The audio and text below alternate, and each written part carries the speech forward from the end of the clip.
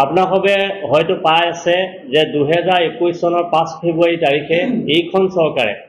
এইজন মুখ্যমন্ত্ৰী সেই সময়ত শিক্ষামন্ত্ৰী হৈ আছিলে তেখেতৰ নেতৃত্বতে প্ৰায় 16,000 শিক্ষকক তেখেতে মানে নিযুক্তি প্ৰদান কৰিছিল বৃহৎ মেলা পাতি যি মেলাই অসমত মানে হুলস্থুল লগাই দিছিল যে একে সময়তে একেদিনাই ইমান 29,000 মানুহক যে চাকৰি দিছে ফেষ্টন বেনাৰত এনেকে জাকত জিলিকা কৰি ৰখাইছিল যে প্ৰাদেশিকৰণ কৰা হৈছে ইমানখিনি বিদ্যালয় ইমানখিনি শিক্ষকক প্ৰাদেশিকৰণ কৰা হ'ল এই ধৰণে ভুৱা প্ৰচাৰ চলাই পেলাই আমাক ভুৱা নিযুক্তি পত্ৰ প্ৰদান কৰিলে আৰু যি নিযুক্তি পত্ৰৰ কাৰণে আজি আমাৰ শিক্ষকসকল আমি প্ৰতাৰণিত হ'ব লগা হৈছে আমাৰ আপোনালোকৰ হয়তো উদিত হ'ব প্ৰশ্ন যে আপোনালোকে সেই সময়ত কি কাৰণে নিযুক্তি পত্ৰ গ্ৰহণ কৰিছিল কিয় তেতিয়া প্ৰতিবাদ নকৰিলে সেইটো এটা সময়ৰ মানে আমাৰ সময়ৰ এটা পৰিৱৰ্তনৰ সময়ৰ এটা আক্ষেপ বুলি আমি ক'ব লাগিব সেই সময়ত সেইজন শিক্ষামন্ত্ৰী আজিৰ মুখ্যমন্ত্ৰী ডাঙৰীয়া আমাক এপইণ্টমেণ্ট লেটাৰখন তুলি দি পেলাই কৈছিল যে আজি আপোনালোকে এই এপইণ্টমেণ্ট লেটাৰখন লৈ পেলাই আপোনালোকে মনত কষ্ট পাব কিন্তু 3 মাহৰ ভিতৰত আপোনালোকক এটা পোৰ্টেল খুলি দিয়া হ'ব এই পোৰ্টেলৰ জৰিয়তে আপোনালোকৰ শিক্ষাগত অৰ্হতা যি আছে তাত আপোনালোকে লিপিবদ্ধ কৰিব আপোনালোকে দিব আৰু লগে লগে আমি আপোনালোকক কনভাৰ্ট কৰিম টিউটৰৰ পৰা টিচাৰলৈ এই ধৰণে ভুৱা প্ৰচাৰ চলাই পেলাই আমাক সেই নিযুক্তি পত্ৰখন দিলে আমি তেতিয়া ভাবিছিলোঁ যে সেইজন শিক্ষামন্ত্ৰীয়ে যিহেতু ইমান বৃহৎ মেলা পাতি পেলাই ইমান জাকত জিলিকা কৰি পেলাই আমাক এপইণ্টমেণ্ট লেটাৰ দিছে গতিকে তেওঁ আমাৰ এই নিযুক্তিটো স্থায়ীকৰণ কৰিব আৰু তেওঁ আমাৰ মৰ্যাদা দিব আমি সেই প্ৰলোভনত প্ৰলোভিত হৈ পেলাই আমি শিক্ষকসকলে সেই এপইণ্টমেণ্ট লেটাৰখন ল'লোঁ কিন্তু ইয়াৰ পিছত এপইণ্টমেণ্ট লেটাৰ লোৱাৰ পিছত আমি পদে পদে 2021 চনৰ পৰা কণ্টিনিউ আমি তেখেতক লগ কৰিবলৈ বিচাৰোঁ তেখেতে আমাক কোনো কাৰণত লগ নিদিয়ে আমাৰ লগত কোনো কাৰণত কথা নাপাতে মুঠতে আমাক প্ৰত্যেকটো ক্ষেত্ৰতে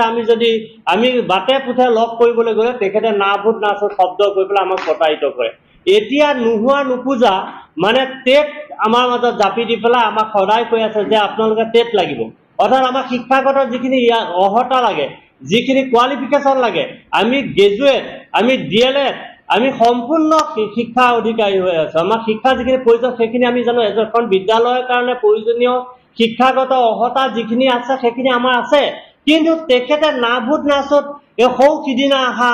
টেট যিটো মানে এজন শিক্ষক দিয়াৰ কাৰণে প্ৰয়োজনীয় এটা বস্তু আমাৰ ওপৰত জাপি দি পেলাই আমাক এই শাস্তিটো প্ৰদান কৰিছে আপোনালোকে চাওক আমি 2021 চনৰ 5 ফেব্ৰুৱাৰী তাৰিখত আমাক এপইণ্টমেণ্ট দিছে কিন্তু আমাৰ এপইণ্টমেণ্ট লেটাৰ আমাৰ সেইসমূহ স্থানীয় ৰাইজে স্থানীয় লোকে আমাক এপইণ্টমেণ্ট দিছে প্ৰায় 20 বছৰ 25 বছৰ আগত আমাক সেই সকল মানুহে মাতি আনি পেলাই আমাক টিচাৰ বুলি আমাক নিযুক্তি প্ৰদান কৰিছে কিন্তু এইজন সেই সময়ত সেইজন শিক্ষামন্ত্ৰী আজি মুখ্যমন্ত্ৰী ডাঙৰীয়াই আমাক অদ্ভুত শব্দ এটা প্ৰয়োগ কৰি পেলাই আমাক বঞ্চিত কৰিছে গতিকে আমি অনুৰোধ জনাম আপোনালোকৰ জৰিয়তে যে অনাগত দিনত বিধানসভা আহি আছে গতিকে তেখেতৰ মনত উচ্চাৰিত এই অবাঞ্ছিত শব্দটো তেখেতে আমাৰ মাজৰ পৰা আঁতৰাই দিয়ক আৰু দি পেলাই আমাক পূৰ্ণ পৰ্যায়ত শিক্ষকৰ মৰ্যাদা প্ৰদান কৰক আৰু যদি তাকে নকৰে তেতিয়াহ'লে আমি 10 নৱেম্বৰৰ পৰা যি ধাৰাবাহিক আন্দোলন আমি ঘোষণা কৰিছোঁ সেই আন্দোলন আমাৰ ধাৰাবাহিকভাৱে চলি থাকিব আৰু আমি অসম নহয় গোটেই আমি ধুবুৰী পৰা শদিয়াৰ পৰা ধুবুৰীলৈকে সকলো জেগাতে আমি সকলো স্তৰতে আমি এই আন্দোলনৰ মানে ধাৰা বোৱাই দিম আমি এই ক্ষেত্ৰত আমি আৰু কৰিম যে আগন্তুক বিধানসভা ইলেকশ্যনৰ যিহেতু আহি আছে এই মুহূৰ্তত যদি আমাৰ বিষয়ে কোনো ধৰণৰ ভাল ব্যৱস্থা গ্ৰহণ নকৰে তেতিয়াহ'লে তেখেতসকলৰ যোনসকল প্ৰতিনিধিয়ে ইলেকশ্যন খেলিবলৈ নাযাওক আমি তাৰ প্ৰতিবাদ জনাম আমি তেখেতসকলক বাধা প্ৰয়োগ কৰিম যদি এই চৰকাৰে ভাবি আছে যে সামান্য পৰিমাণৰ টিউটৰে এইকেইটাই আমাৰ একো নোম লৰাব নোৱাৰে তেতিয়াহ'লে তেখেতসকলৰ এইটো দুৰ্ভাগ্য আৰু এই কথা তেওঁলোকৰ মনত যদি পুহিছে তেতিয়াহ'লে সাৱধান কৰি দিছোঁ যে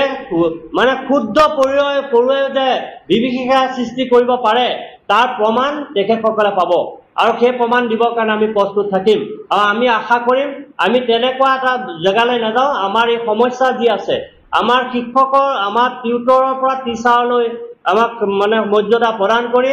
আমাৰ প্ৰাপ্য অধিকাৰ আমাক দিয়া আৰু আমাৰ মাজৰ পৰা যিসকল আঁতৰি গ'ল যিসকল মৃত্যু হ'ল যিসকল ৰিটায়াৰমেণ্ট ল'লে সেইসকলক সেইজন মুখ্যমন্ত্ৰী শিক্ষামন্ত্ৰীয়ে সেই সময়ত কৈছিল এদিন চাকৰি কৰি এবেলা কৰি ওলাই গ'লেও 10 লাখ টকা দিম ফুলজাৰি মাৰি পেলাই কৈছিল কিন্তু সেই 10 লাখ টকা 10 পইচা আজিলৈকে এই 2025 চনৰ এতিয়ালৈকে যিমান ৰিটায়াৰ হ'ল শিক্ষক তেখেতসকলে আজিলৈকে 10 পইচাও নাপায়, পোৱা নাই। আপোনালোকৰ জৰিয়তে সৌ সিদিনাখন আমাৰ ইয়াত কেশৱ মহন্ত ডাঙৰীয়া আহিছিল আপোনালোকৰ ইয়াত, আমি কেশৱ মহন্ত ডাঙৰীয়াক আমাৰ বন্ধুসকলে কৈছিল, তেখেতে আক্ষেপ প্ৰকাশ কৰিছিল হয় এইটো খুব বেয়া হৈছে, এইটো কৰি দিব লাগিব। কিন্তু কি কৰিব, সকলোৱে মুখ বন্ধ কৰি একনায়কত্ববাদ ৰাজত্ব কৰি ৰজাৰ শাসন চলাই মুখ্যমন্ত্ৰী ডাঙৰীয়া তেনেধৰণে কাম কৰি আছে। আমি পদে পদে শিক্ষামন্ত্ৰীক লগ কৰিছো, শিক্ষামন্ত্ৰীয়েও একো ধৰণৰ উত্তৰ দিব নোৱাৰে, তেখেতৰ হাত ভৰি বান্ধা। সৌ সিদিনাখন আমাক মাতি লৈ গৈছিল, মাতি লৈ গৈ পেলাই আগত তেখেতৰ লগত আলোচনা কৰি পেলাই কওঁতে আমাক কয় যে আপোনালোকক একদম পৰ্যাপ্ত পৰিমাণে টকা দিয়া হ'ব, চিন্তা কৰিব নালাগে, আপোনালোক যদিও টিউটৰ হয় কিন্তু আপোনালোকৰ মৰ্যাদা পাব আৰু আপোনালোকক চলিব পৰাকৈ প্ৰায় সংখ্যক পইচা দিয়া হ'ব। সিদিনাখন আমাক মাতি নিছে, মাতি নি পেলাই তেওঁ সুধিলে, তেখেতক আমি ক'লো যে আমাক কি দিব, তেখেতে তেতিয়া ক'লে 6% দিব। কি 6% দিব? আমি যেতিয়া তেখেতক প্ৰশ্ন কৰিছিলো কি 6%, আমি পোৱা 12,000 টকা 6%। তেখেতে তেতিয়া তাৰ উত্তৰ দিব নোৱাৰে, তাৰমানে 12,000 টকা 6% অৰ্থটো হৈছে 720 টকা, তাৰমানে 12,720 টকা আমাক দিব। এই ধৰণৰ তেওঁ উপলুঙা কথা। আৰু আমি জানো এইজন শিক্ষামন্ত্ৰী আমাক যিটো কৈছে তেখেতে মুখত যি আহে তাকে কৈ দিয়ে, আৰু তেখেতৰ নিজা ক'ব পৰা ব্যৱস্থা আৰু নাই। গতিকে আপোনালোকৰ জৰিয়তে আমি বৰ্তমান অসমৰ মুখ্যমন্ত্ৰী ডাঙৰীয়াক আমি অনুৰোধ জনাওঁ, তেখেতে যিহেতু গোটেই অসমখন তেখেতেই চলাই আছে, অসমৰ শদিয়াৰ পৰা ধুবুৰীলৈ তেখেতেই সকলো ধৰণৰ কাম কৰি আছে, গতিকে তেখেতে এই ক্ষেত্ৰত এটা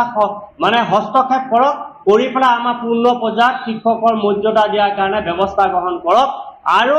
আমাৰ ওপৰত অবাঞ্ছিতভাৱে জাপি দিয়া এই টেট নামৰ অপ্ৰাসংগিক এই কাৰণে কৈছে, আমাৰ কাৰণে অপ্ৰাসংগিক, বৰ্তমান শিক্ষা ব্যৱস্থাৰ কাৰণে প্ৰাসংগিকতা আছে। গতিকে এই অপ্ৰাসংগিক শব্দটো উঠাই পেলাই আমাক পূৰ্ণ পৰ্যায়ত শিক্ষকৰ মৰ্যাদা দিব